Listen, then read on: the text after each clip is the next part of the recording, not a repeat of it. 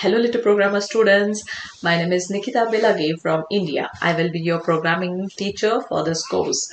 So first of all, I would like to introduce about myself. I would like to tell about my experience.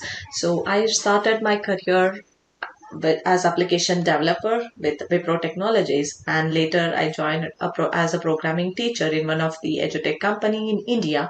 Now I am working as a programming teacher in Little Programmer. So now tell me, do you know which is the most wanted job in the world? Yes, of course, it's programming. So I'm here to explain you how you can write the program in easy and simple way.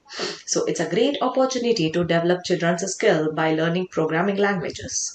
That helps in developing their logical thinking, mental ability, problem solving technique skills by a large group of programmers in India, America, Russia, China, in addition to the Egyptian programmers who support the course in Egypt and the Arab world, Ahmed Rebi.